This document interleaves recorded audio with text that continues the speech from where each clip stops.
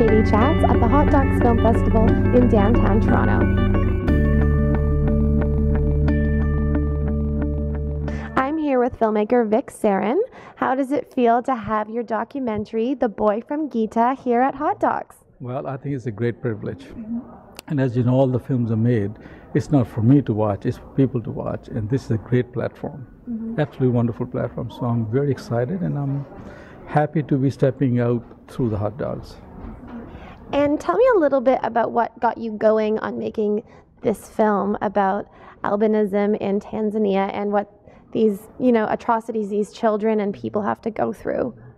Well, we all know about people with albinism. We have seen them all around us as we're growing old. And over the years, my perception has been always that people who have been always had some prejudices against the people with albinism, considering them weird and a little strange, and genetically something is wrong with them.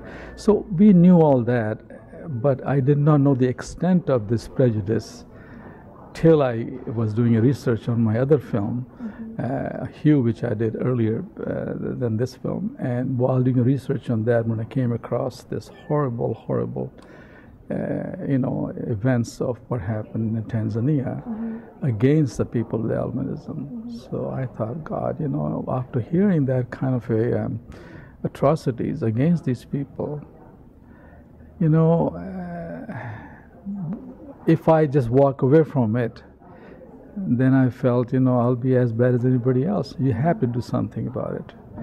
And myself being not a politician or a rich man, all I can do is just make a little movies. That's all I can do. So I thought, well, I'm going to do something about it, and that's what I did.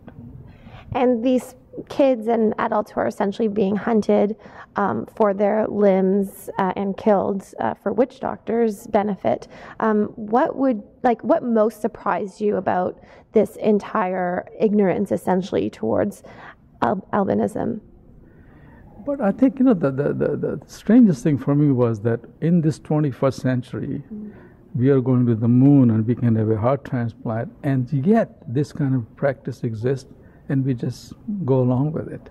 That to me was a big shock, that how we can ignore something this horrible happening in this part of the world or in the world today, So that was, to me, was a bit of a shock. And, as you know, that we have so many ills in the world, we know that. And we always try to overcome those ills. But this one was a little too far gone from my life, so I thought, well. So I just felt that this needed to be brought forward and has to be brought to the attention of people. And the film follows a young man, a little boy named Adam, and you pair him with a wonderful businessman with albinism here in Canada, Peter Ash.